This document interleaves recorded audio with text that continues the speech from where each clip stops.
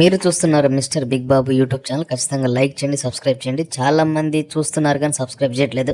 ఒక చిన్న లైక్ చేయండి. మీరు చేసేటువంటి ఒక చిన్న లైక్ వీడియోని 100 మందికి షేర్ అయ్యేలా చేస్తుంది.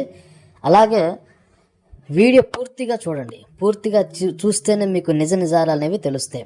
చాలామంది కామెంట్లు చేస్తున్నారు, పవన్ కళ్యాణ్ విజయ్ గారు కలిసితే 2029 ఎలక్షన్స్లో ఎలా ఉంటుంది.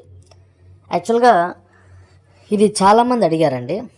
పవన్ కళ్యాణ్ గారు సనాతన ధర్మం, హిందూ ధర్మమే ముఖ్యం అనుకుంటారు. విజయ్ గారు ఆయన ఏమని ఫీల్ అవుతారంటే మానవత్వం గొప్పది, డాక్టర్ బిఆర్ అంబేద్కర్ గారి భావజాలాలతో ఉన్నటువంటి వ్యక్తి విజయ్ గారు. పవన్ కళ్యాణ్ గారు 100% హిందూ మతానికి ఉంటున్నారు. సో వీళ్ళిద్దరు కలిసిపోతే ఎలా ఉంటుందంటే ఎవరికి నష్టం ఎవరికి లాభం అంటే, వీళ్ళిద్దరు కలిసిపోయారు అనుకోండి, ఎవరికి నష్టం అంటే బీజేపీకి నష్టం అయింది. ఎందుకంటే పవన్ కళ్యాణ్ గారి కంటే ఎక్కువ మంది ఫ్యాన్ ఫాలోయింగ్, 10 రెట్లు ఫ్యాన్స్ ఎక్కువ. పవన్ కళ్యాణ్ గారికి 1% ఉంటే ఫ్యాన్ ఫాలోయింగ్, విజయ్ గారికి వరల్డ్ వైడ్ ఎక్కువ అన్నమాట. అంటే పవన్ కళ్యాణ్ గారితో పోలిస్తే 10 రెట్లు ఎక్కువ మంది ఫ్యాన్ ఫాలోయింగ్ ఉన్నారు. అయితే ఇక్కడ పాయింట్ ఏంటంటే ఎవరైతే ఎక్కువ మంది ఫ్యాన్ ఫాలోయింగ్ ఎక్కువ మంది ఉంటారో వాళ్ళ వైపు టర్నప్ అయిపోయింది అనమాట. ఇప్పుడు పవన్ కళ్యాణ్ అలాగే విజయ్ గారు కలిస్తే ఒక కూటమిలాగా, అంటే తెలుగుదేశం, బీజేపీ, జనసేన 3 పార్టీలు కలిసినాయి కదా. అలాగే విజయ్ గారి పార్టీ, అలాగే పవన్ కళ్యాణ్ గారి పార్టీ కలిసి ఒక కూటమిలాగా ఏర్పడితే బీజేపీకి నష్టం. మెయిన్ నష్టపోయేది బీజేపీ వాళ్ళే. అలాగని బీజేపీతో కలుస్తారా విజయ్ గారు అంటే ఆయన కలవరు.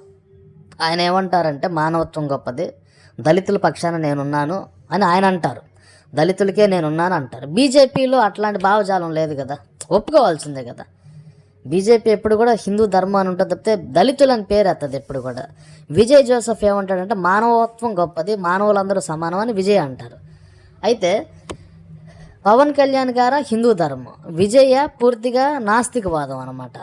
సో వీళ్ళిద్దరు కలుస్తారా అంటే చెప్పలేం, 50-50. ఇప్పుడు ఇదివరకు తెలుగుదేశం పార్టీకి అలాగే పవన్ కళ్యాణ్ గారికి అసలు పడేది కాదు. మరి అలాంటప్పుడు తెలుగుదేశం పార్టీతో కలిసిపోయారు కదా. ఇప్పటికీ 11 ఏళ్ళు పూర్తిగా యాంటీ అనమాట. అలాంటిది తెలుగుదేశం పార్టీలో కలిశారు కదా.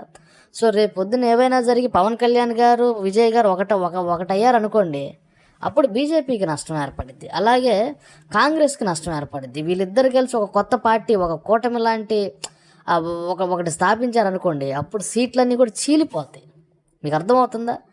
పవన్ కళ్యాణ్ గారు విజయ్ గారు చెప్పినట్టు వినాలి. ఎందుకు విజయ్ గారు చెప్పినట్టు వినాలంటే పవన్ కళ్యాణ్ గారి కంటే ఎక్కువ ఫ్యాన్ ఫాలోయింగ్ విజయ్ గారికి ఉంది సౌత్లో, ఇండియా మొత్తంలో. వాస్తవం అదే.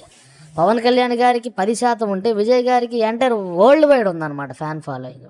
సో పవన్ కళ్యాణ్ గారు రేపు పొద్దున ఒక కూటమిలాగా విజయ్ గారితో పనిచేసి విజయ్ గారు చెప్పినట్టు వినాలి కాబట్టి, సో పవన్ కళ్యాణ్ గారు విజయ్ గారు కలుస్తారా అంటే కలిసేట అయితే కనపడట్లేదు. సో దీని గురించి మీరు ఖచ్చితంగా మీ అభిప్రాయాన్ని కామెంట్ అయితే చేయండి.